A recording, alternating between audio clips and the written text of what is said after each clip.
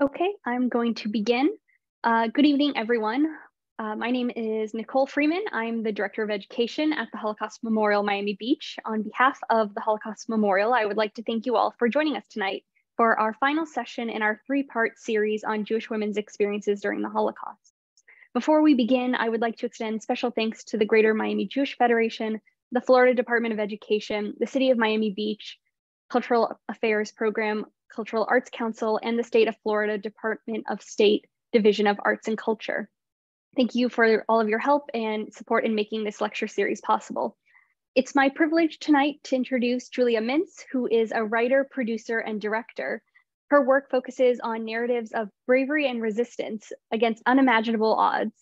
Her most recent film, Four Winters, is a documentary that focuses on Jewish partisans who took up arms against Hitler's war machine. Tonight, Julia Mintz will be in conversation with Dr. Michael Berenbaum, who will discuss Jewish women's experiences as partisans. Dr. Michael Berenbaum is the director of the Ziggy Zirig Institute and professor of Jewish Studies at the American Jewish University. Thank you both so much for being with us tonight. Okay, good evening, ladies and gentlemen. We're happy to have you again. And Julia, good evening to you. You're coming to us from Toronto, where your film is being shown in Toronto. And we're very happy that you could join us this evening. Julia, tell us a little bit about the film that you made. And I want to talk about different forms of women partisans and the work that they did. But tell us a general sense of your film and also why you entitled it Four Winters.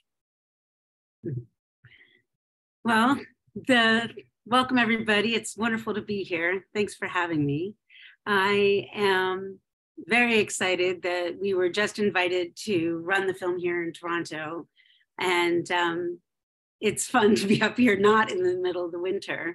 But Four Winters was because that was really the length of time that these Jewish women and young women were in the forest and fought back against the Nazis and their collaborators and survived against the brutal winters, which is the feature of the film that I think is so miraculous.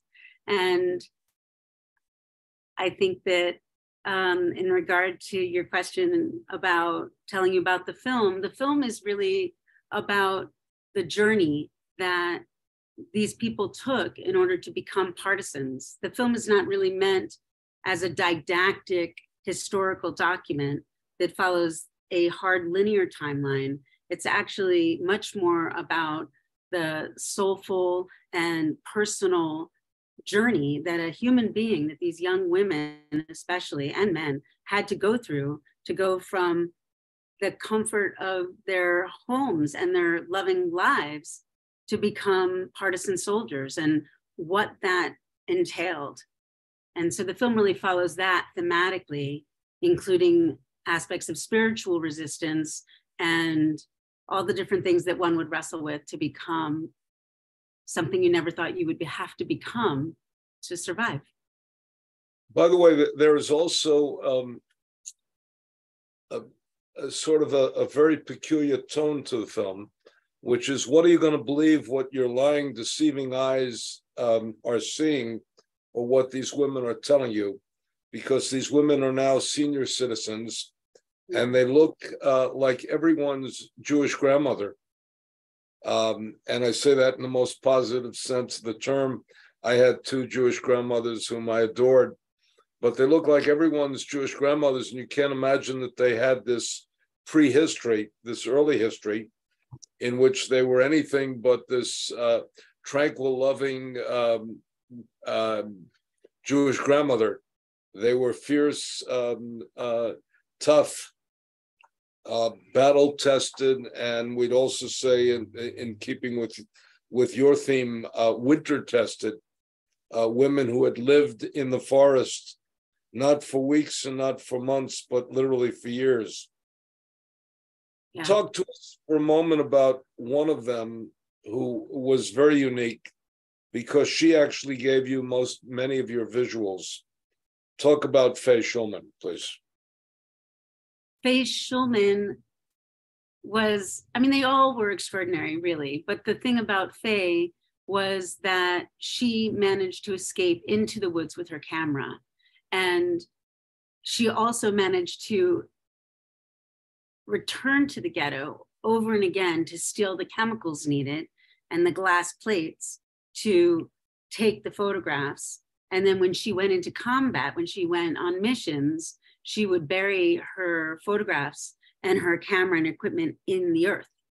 And what she survived, and each time she came back and survived, she would unearth them. And so sometimes things were buried for a long period of time.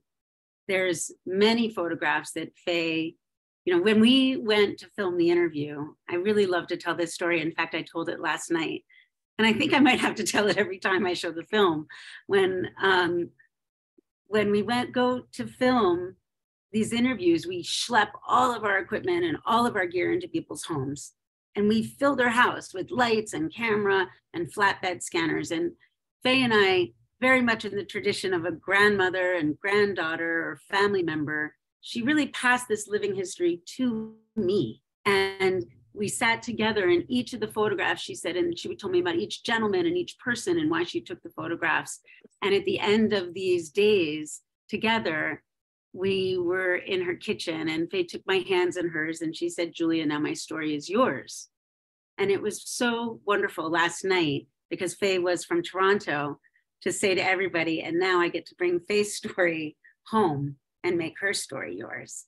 And it was really wonderful to be able to return what she gave to us. And so now we can give it to the world for over and again. And so Faye's photographs live on, and they live on as not only her personal story, but the collective story of our human history, of what happened during the war, and not only the battle against the Nazis and their collaborators, but often Faye took photographs at moments that she defined as joyful.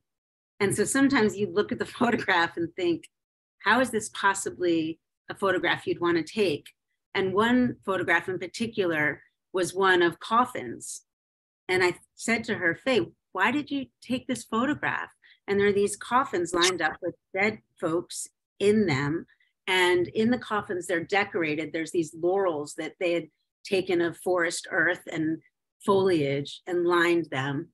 And she said, because we were finally in a time where we could bury our dead, we could create wooden coffins for them. And so for them, they never really thought they would survive. So it was how they lived and how they died, and then to be in control of how they went back to the earth. And so for her, this was a special moment in time. Many stories, you know, not all like that, but there's that kind of intimacy, the story behind why she took photographs, I found really compelling. Tell us a little bit about the relationship between men and women during this period of time, and also the story about the man who spoke about becoming a feminist. Yeah, that's one of my favorites. So Michael Stoll, who's actually one of the partisans featured in the film, who is still with us, and I stay in touch with him and his family. He's very close to my heart. And Michael told me this story that he said, you know, I became a feminist when I was in the partisans. And of course, my next question is why? And he said that he didn't know that women could do everything men could do. And he didn't know that women could not only do everything men could do, but they could do some things much better. And so he was always sort of startled and really loved that realization, I think, in hindsight for him. It was really nice. What could they do better? I think one of the things he was talking about was the stringing the dynamite. You know, there was some aspects of the sabotage that required very handy work, and women were smaller, and so they could kind of maneuver. And I think in some ways, perhaps they were more agile than I think some of these clumsy things that come upon teenage boys. I mean, they were teenage boys, right? So I think there was probably some grace, and, you know, women, I think we keep our cool, nothing against guys, but, you know, there's a reserve of, I think that was something else that he had talked about and other women had talked about, that there was an ability to self-contain their and to be steadfast, I think, which was admirable on many accounts. But there were so many. There's a story in the film, and I hope everybody listening has a chance to see our film soon. So maybe I'll give it away a little, but there's one moment in time where Gertrude Boyarsky tells a story, and she says, she's telling a story about blowing up a bridge and part of the sabotage. And she says, and the girl that was with her died, but she says, she was a very tough girl also. And I love the also. And, you know, you couldn't do what they did without a certain level of toughness and grit and self-determination and resilience. And, you know, Luba, who's featured in the film, Luba not only blew up one train herself, but she was part of, I think, documented over 8 missions that trains were blown up and that she was in leadership. I mean, these women were the ones that I interviewed. Many of them were really side by side in partnership with the men in the brigades.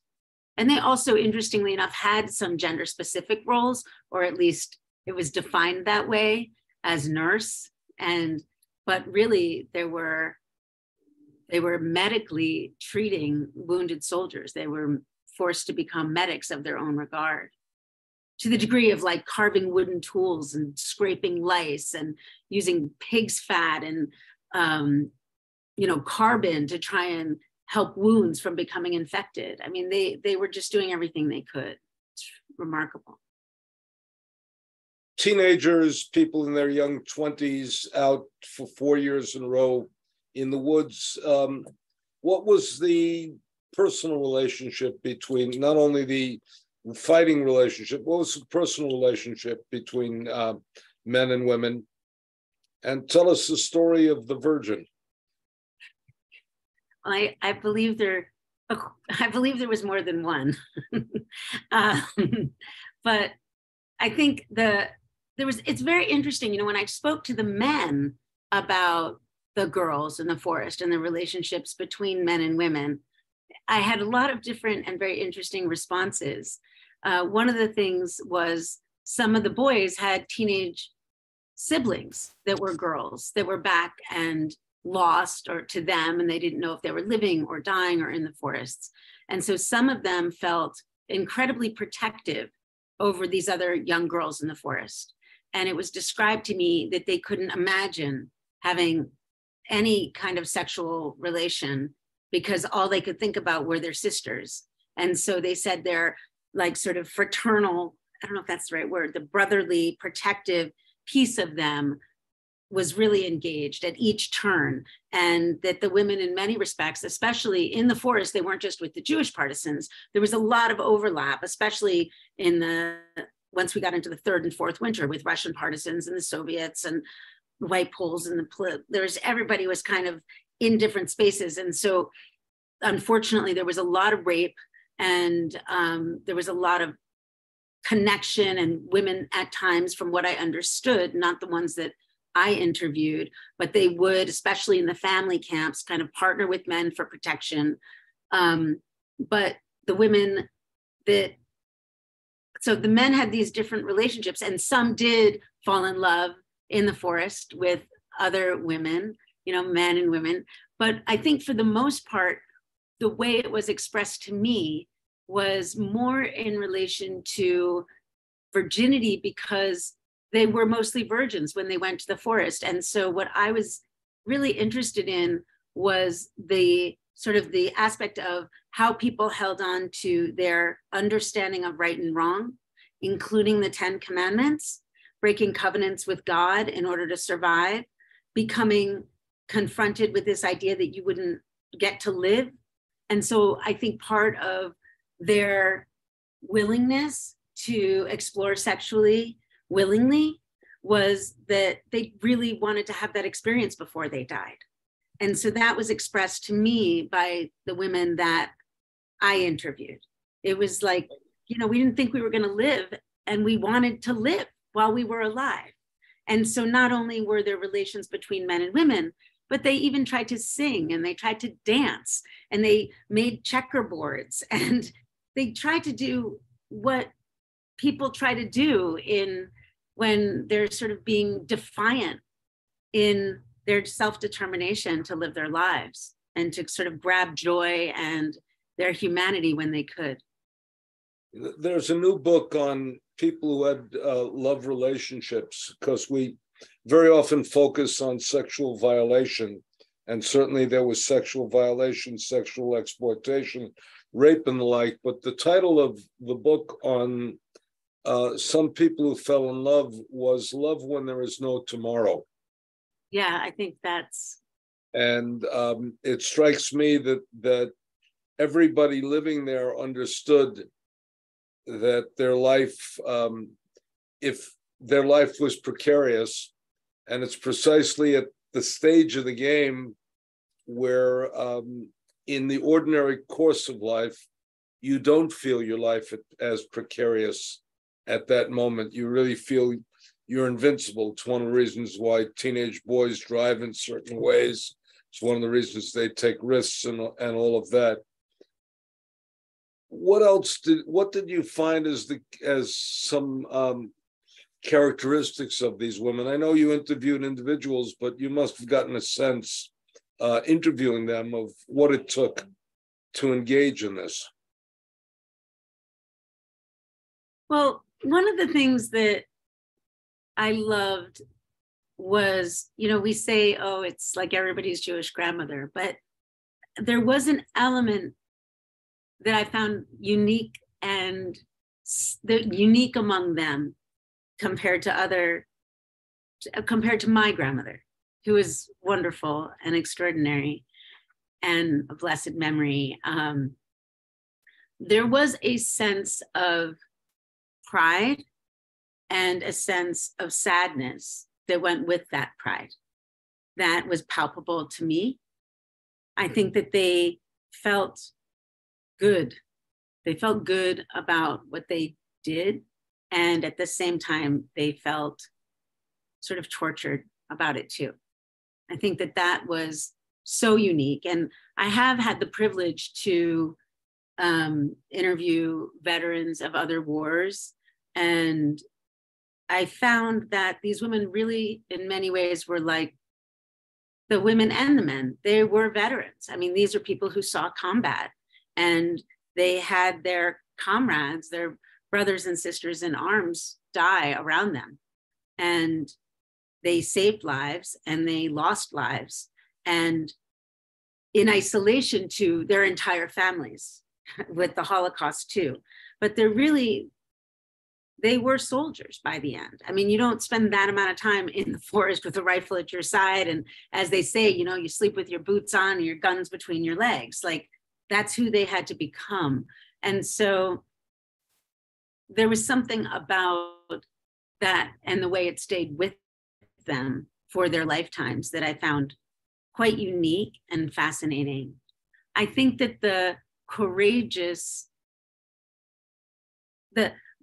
it's like anything, I suppose, within our humanity. If you tap a well within yourself, it's like in our tradition, in the Jewish tradition, the bar and bat mitzvahs, right? Part of that coming of age exploration is these young people sort of take command of their lives, right? In a certain way. They have to do these things. They have to write the Torah. They have to do good deeds. And then they come into themselves. So we sort of set a bar for them that, excuse the pun, but we try to set the bar. So now they go above that bar as they move forward.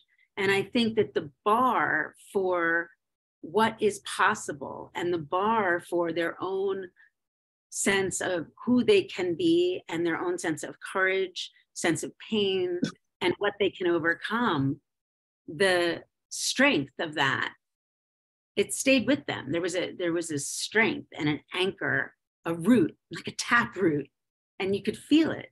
And it's very powerful and palpable. Now, that's the outcome. Let me ask it the other way.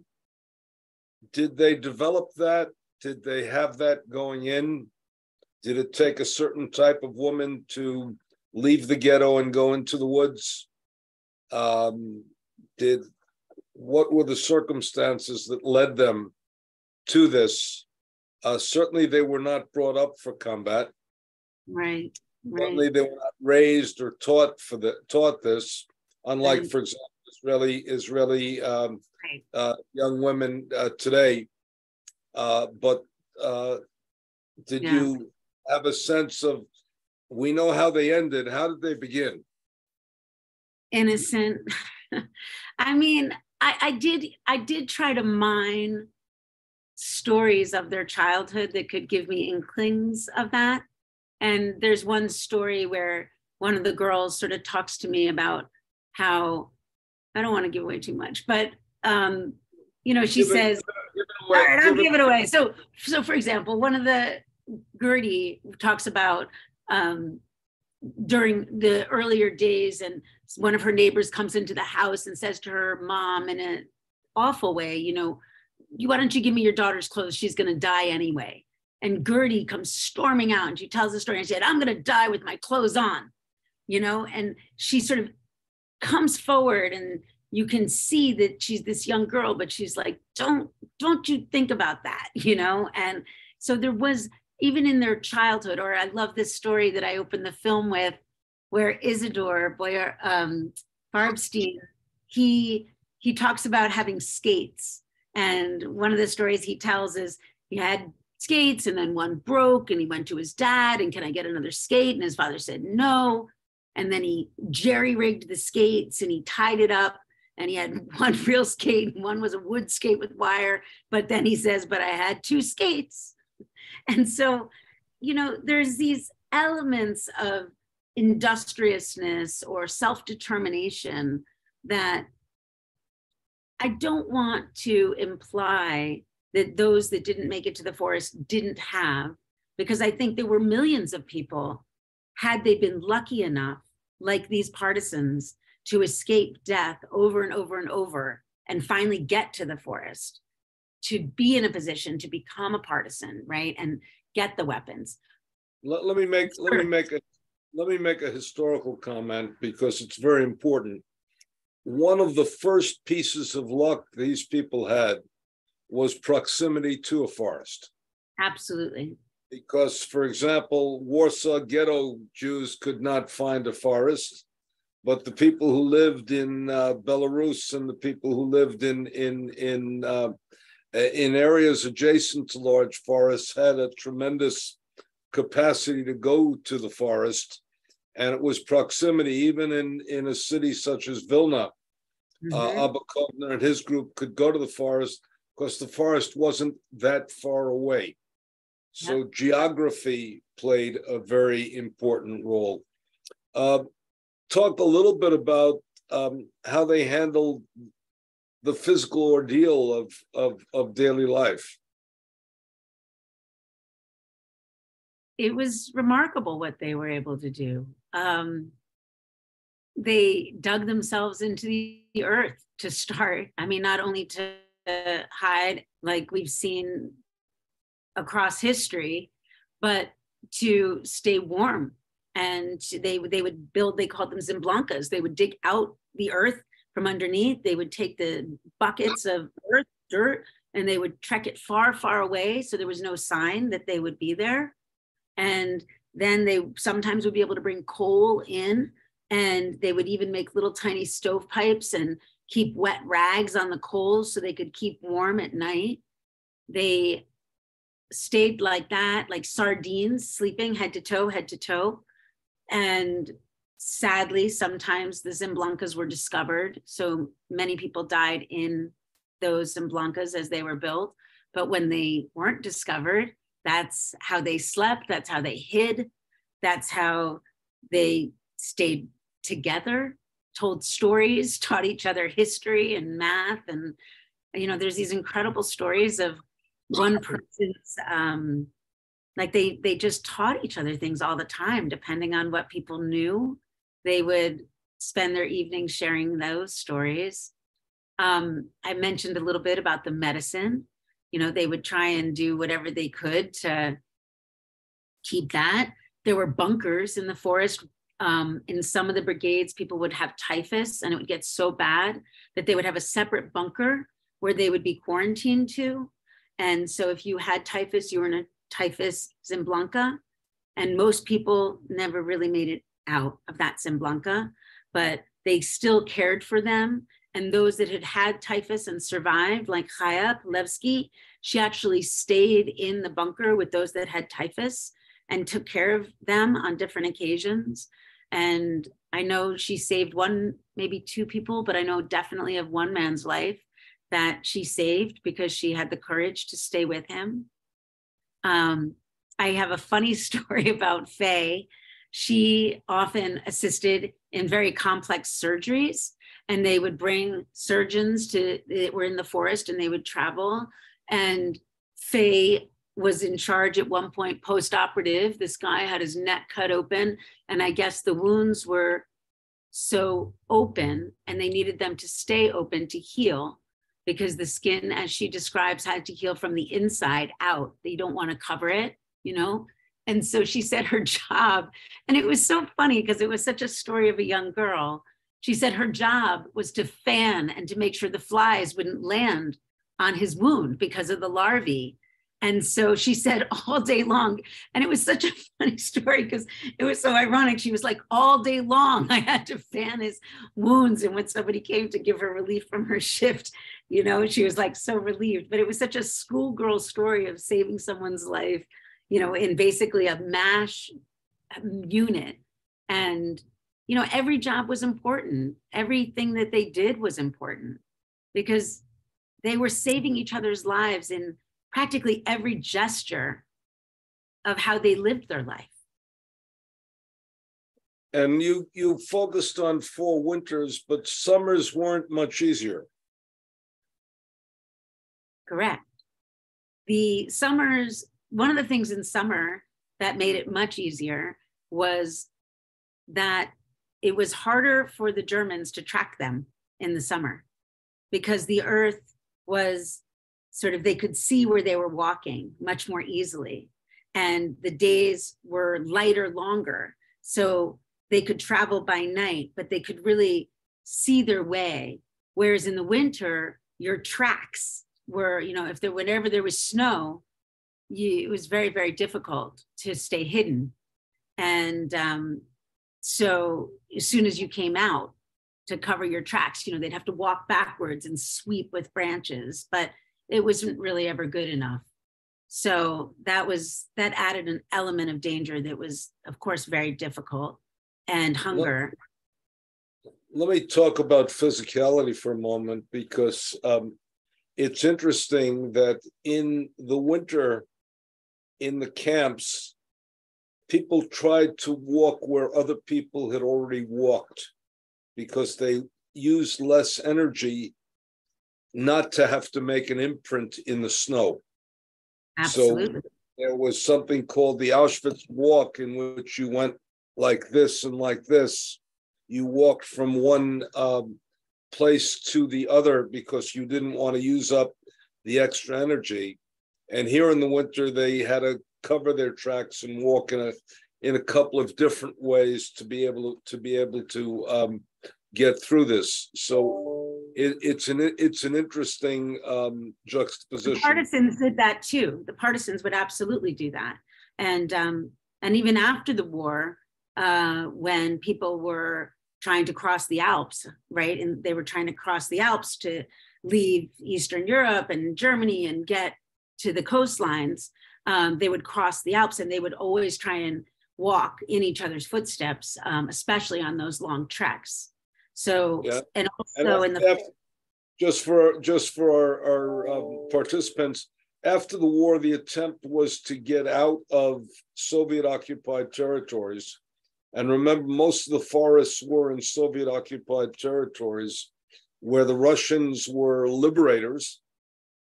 And then they were, what shall we say, they were difficult occupiers. And many Jews wanted to trek over and leave Poland and Russia, Latvia, Lithuania, Estonia, etc., and move to American or British-controlled territories. And ultimately, many of them wanted to go to Palestine. And I'm using, again, folks, I'm a historian. I have no politics in this. Prior to 1948, the area was Palestine. So I don't want to get into political issues at this moment, especially. at this moment. But when I use the term Palestine, I'm dealing with a historical geographical area prior to 1948. So after the war, they tried to do that. There was a movement called Bricha, which was a partnership, as it were, between the Jewish soldiers who fought in the Jewish Brigade and people like Abu Kovna, who were partisan fighters who wanted to get the hell out of Soviet-held territories. They'd seen enough. We're asked, and I want to invite everybody to ask their questions as we continue this conversation. We're asked by one person, were there homosexual relationships? Not people that I interviewed. From the people that I interviewed, there were not conversations of admittance of that. But I think that from what we know about all people, when, as we described, life is at its crevice, I think that all different things happen. So I wouldn't say no. I think that people find comfort in many, many ways. So let's take a look at another issue. Talk about how they obtained food. Because hunger, you spoke about hunger. Hunger was an absolute reality all the way through. A little bit better in the summer than in the winter because you could steal crops and fruit and whatever have you. But talk about what they did to secure food. And also, sure. What advantage did women have because they were not circumcised? Yeah, well, you might have just said it. That I think that the journey to get food was as dangerous as the journey to acquire a weapon or to blow up a train at times, because in order to get food, they had to go where there were people. And so wherever there were people, it was dangerous. So it was described to me over and again, you didn't know if you were going to be met with a potato or a rifle head, and so they were met with both. There were definitely acts of kindness, but there were also acts of brutality when they went to seek food. The partisans did often have to take food at gunpoint from those people in the villages if they wouldn't give them what they needed or wanted.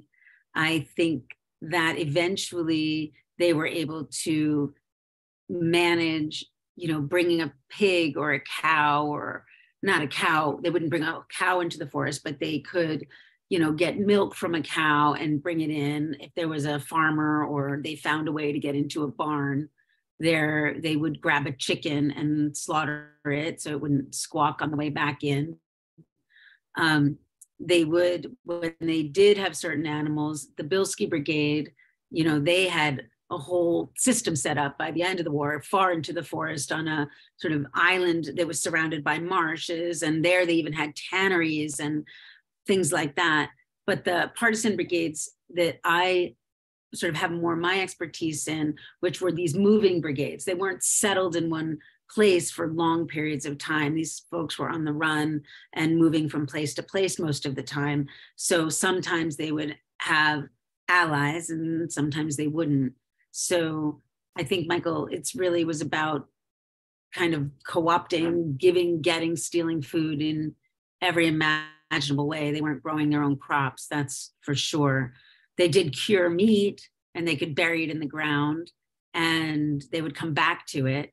And they also buried some of their cherished belongings, and some of them were able to go back to get those after the war. Food was a dangerous mission. I mean, they were starving. And as some of them, they would also take vodka if they could get vodka.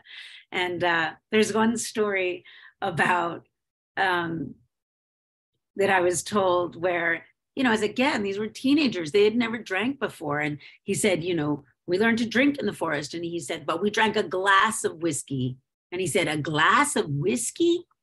not a shot of whiskey, a glass of whiskey. They were so intensely immersed in this horror that a glass of whiskey really wouldn't affect them. In fact, he was telling me the same story, that after the war, they were relaxed and they went into the town, relaxed, relatively speaking, and they sat down and or got a bottle of whiskey and they drank it. And he said he got so sick that he was sick for 3 days, because he said they all drank the same amount of whiskey that they normally would have drank, or a little more, but their bodies couldn't tolerate that because their bodies weren't in shock.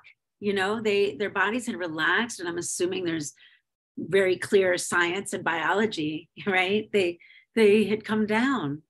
So anyway, he said he got very, very sick. He didn't know whiskey would make them throw up, but he learned after the war. We're asked, what is the relationship between Jewish partisans and partisans who are not Jewish? Was there anti-Semitism? Were there partisan groups that were mixed? Yes, there were partisan groups that were mixed. And, it was described to me over and again that if the commander of the Soviet or the Russian brigade was an anti-Semite, then it was really bad. And if the commander wasn't, then it was more okay. But in general, the Jewish partisans, if they were known to be Jewish, were really always second class, third class citizens within the brigade. I shouldn't say always, but most of the time. There were exceptions. Frank Blakeman led a brigade and he was very successful. Greenspan. There were definitely Jewish partisan brigade leaders that held positions that I think were highly regarded and respected by the Russian partisans and the Soviets. This is, of course, later in the war. But in general, I would say the stories that I heard in the treatment of the Jewish partisans was really pretty tough. Or the guys would get really drunk and they would beat up the Jews and hurt the Jewish girls, rape them, or steal their boots, or take their weapons, or boost them out, So it wasn't a symbiotic, there wasn't a sweetness that was described to me. But commanders were always changing. Populations were always changing. People were always dying. New people were escaping. Russian prisoners of war were coming in, that might have been released or escaped themselves, and then they would come into the forest. So this wasn't a set population that was reliable. I mean, Michael, you can probably speak more historically to that, but from the very personal perspective that I was given, it was not an easy ride. But toward the end of the war, if you could pass as not Jewish, I think a lot of people chose to not identify themselves as Jewish.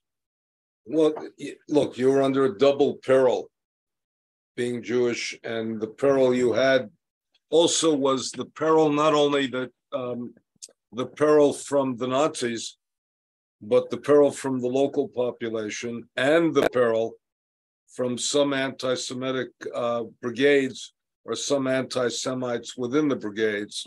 The other interesting thing historically is that some of the commanders of these brigades were Jewish, but not out as Jews.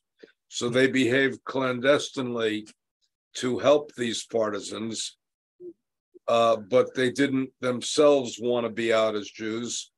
And then there were commanders who established themselves with a toughness that whatever they said went and nobody went against them. And that was a very strong part of it. Talk for a moment about the family camps, because there the role of women is much more diverse. Yes. So it's interesting, when I was doing my research for the film, it was really tough to not feature the family camps, but we had to narrow the scope because film can only be so long. But the family camps were camps that accepted women and children. The Bilski Brigade, I think, is the most well-known, that I think it was 1,200 or more, really, by the end of the war, that walked out of the forest. And this camp had women and children and elders and people that were not in positions to physically fight back. And that's a miracle. And there's so many wonderful books and films that have been featured on that. But the role, I think, of the women there, they in many ways maintained their traditional roles of the time and of the culture as caretakers, as nurses, as cooks, as teachers, sewing, seamstress, writing. So one thing that I did read about, I can't remember which scholar wrote, maybe it was Branka Abramowitz.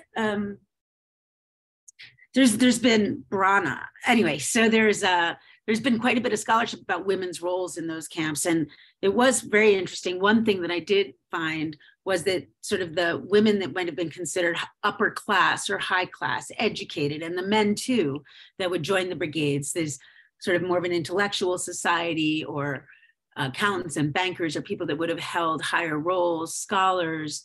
When they came into the Bilski Brigade, it really flipped things over, because the women that were more rough and tumble and the men that were in the trades and had those skills, and lumberjack types and the masons, they really were the ones that could lead the society within the forest. And so there was some interesting shifts there. And the women who had sort of more privileged lives outside of the forest, they really didn't have a whole lot of skills to lend to the brigade. And so that was an interesting dynamic. And I know scholars have written and researched about it. In the brigades that my girls, the partisans that I interviewed, that was a very different story. I mean, they were learning to use the rifles right there alongside the men. And they talked about what that felt like, and where to aim, and where to shoot, and how to get a bullseye, and claiming their power in being able to defend themselves and to fight back and to lead missions where they went back even into the ghetto and brought people from the ghettos into the woods. So they too were leaders in the underground. Now, after the war, did these women naturally transition to what was then standard women's roles? Or did they continue sort of being ahead of their time? Well, I'm going to roll this back to a story about a young girl that I had interviewed, where she was in the forest and her father was a surgeon, and he shaved her head, and he had her dress like a boy and gave her a little gun like a boy, and had her lie under the tables in the forest while he performed surgeries. And that was the only way he was willing to do surgeries, is if his son was under the table. And she was in the forest for, I think, 3 years. And when she came out of the forest and they were like, okay, you can be a girl again, she was like, no way. I don't, because at that point she was around 13 years old, and she had no interest in going back to what the society and the culture was offering her as a girl, because she saw what it was like to be a boy. So that was very interesting. So we should say something. Look, surgeons were deeply prized because people got wounded all the time. Yeah. And surgeons went from camp to camp in the forest. And the Russians, again, would treat a surgeon very well. And if the cost of getting a surgeon was to protect his family, that was a small cost to a small price to pay for getting availability of the surgeon. Plus, the surgeon had life and death in this case, his hands. I know the surgeon you're talking about had life and death in his hands, and you couldn't cross him because you wouldn't be able to, if he made a mistake, deliberately or not deliberately, you wouldn't be able to judge. So surgeons could dictate the terms of their service, as it were, and protecting their family was that. By the way, there's a very interesting phenomenon in history.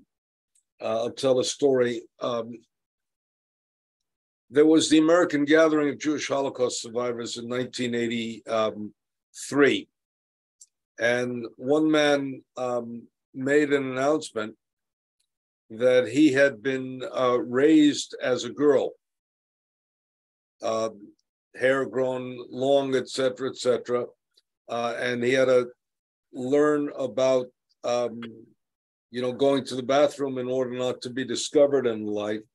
And it turned out that there were plenty of people in the American gathering. There were about 20 to 25 people who began to have a discussion as to the way in which they were raised in a gender other than their own because of the safety involved in those circumstances. So the surgeon shaving the head of his daughter is not an unknown quantity, but some men were raised as girls because because circumcision was dangerous. We've been asked a question, which I'm going to answer. I asked this question because in the USA, Jews understand the situation of African Americans since slaves. There was the Germans treated what they called the Rhineland bastards, who were mixed race sons and daughters of North African soldiers from World War I who had taken German women, and they treated them, they incarcerated them in camps, and they were known as the Rhineland bastards. And blacks, ironically, were low on the totem pole in the Nazi racial hierarchy. And the irony, of course, is that upon liberation, there were black troops that came into the camps, and many survivors recall the black troops, the African-American troops, serving in a segregated army as their saviors. The salvation came from a black soldier, and there was a very interesting encounter there. But that did not happen in Eastern Europe, where there were partisans. The other place you did not interview Western partisans, people, for example, who fought in the French underground in the Resistance, but you did interview very strongly the Eastern European immigrants. Let's see a scene from your film, Ari, if you can bring it up. Let's see the teaser. So we put it forward.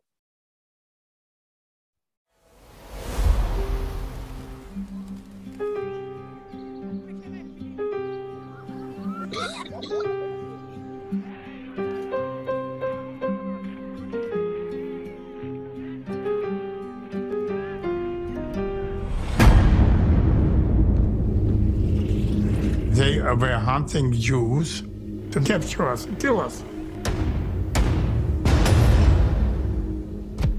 They killed my child and my parents. I was 17 years. We were Jewish boys and girls fighting against the Nazis. I managed to escape with my camera into the woods. We were part of a network of sabotage acts. There were groups living in hundreds of miles of wild territory. The pillow was the rifle, the walls were the trees, and the sky was the roof. I have to behave not as a woman, I have to behave as a soldier. When your life is depending on it, you learn everything quickly. Derail a train. It's beautiful to see it, to be part of it. The braveness, the courage, it grows from you, yes? You wanted to see Hitler with the Nazis defeated and stay alive. 4 years in the woods. That's 4 winters.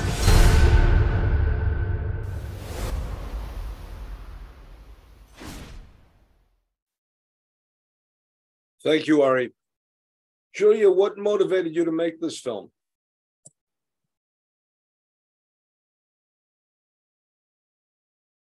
You're muted, Julia.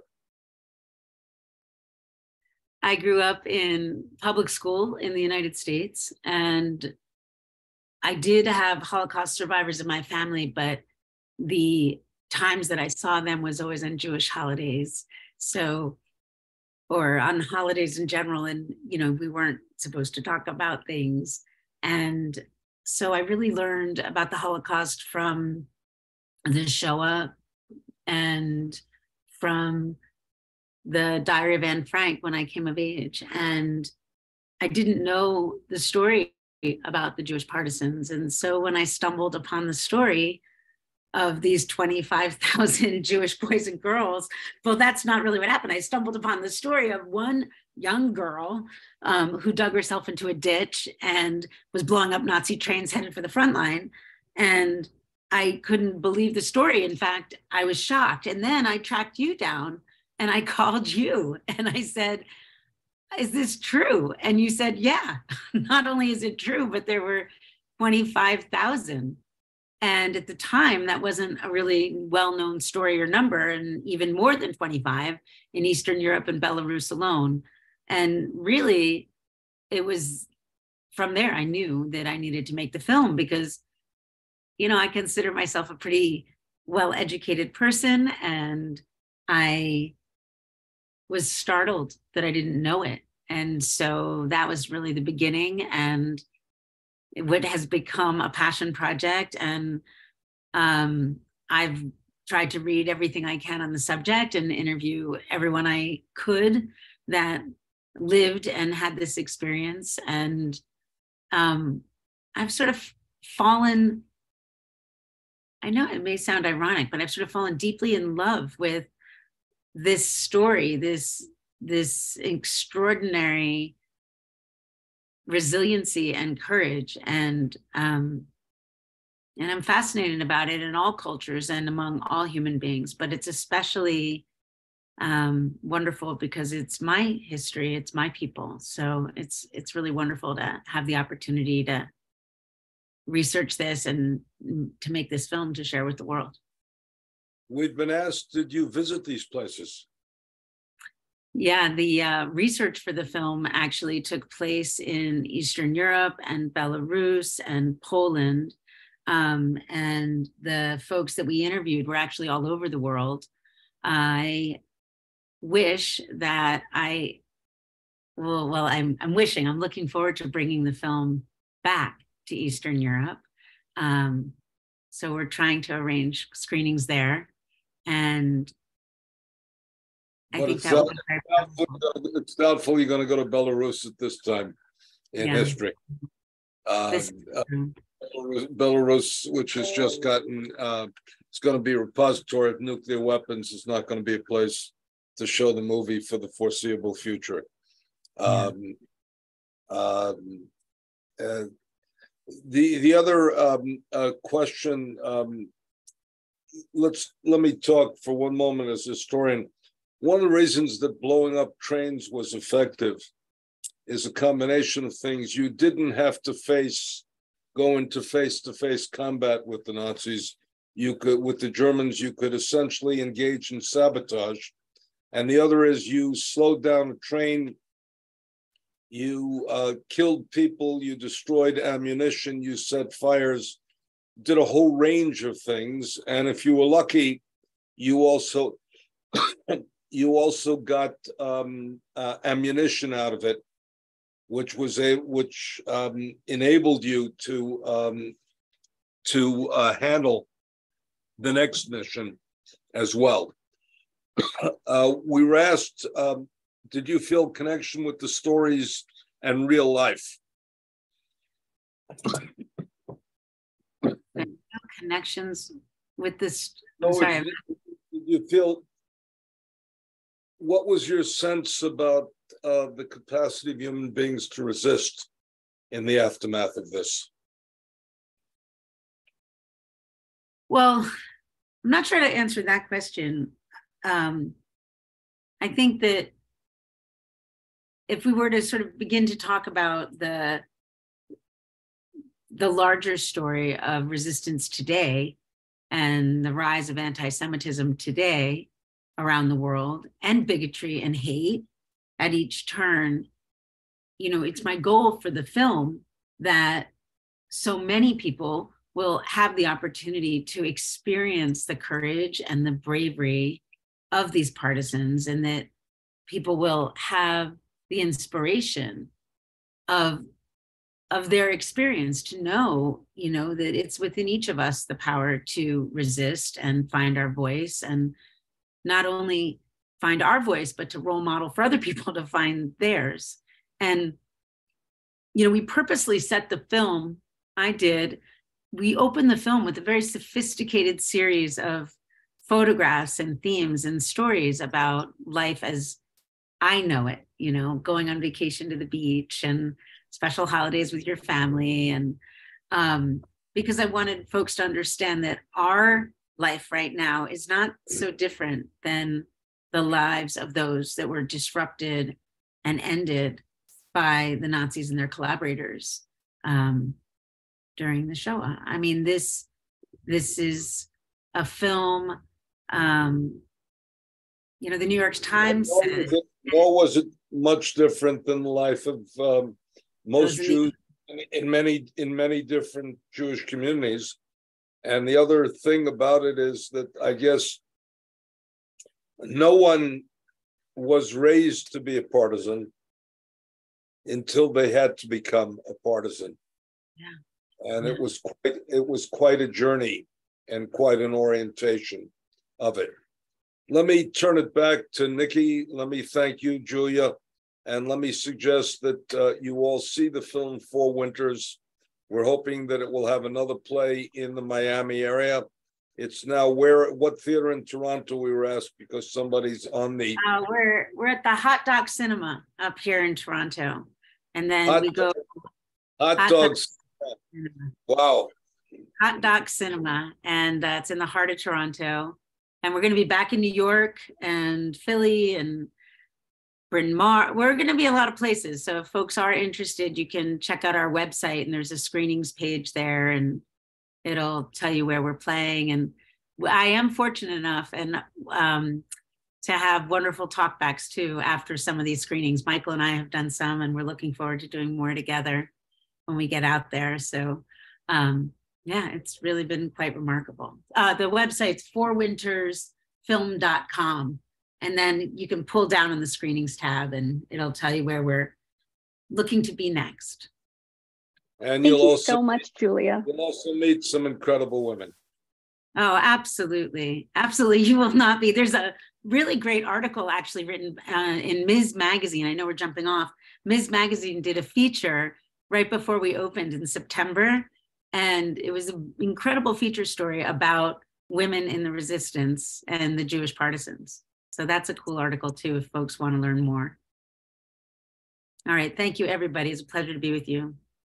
That's great. Thank you so much, Julia. And thank you, Michael. Thank you all for being with us here tonight. And this is the conclusion to our 3-part series. So I hope you all learned a lot. I know I did. And please be on the lookout for recordings of the previous series. And also we'll have a survey sending out to all of you. So thank you again and have a good night. Good night, everyone. Good night.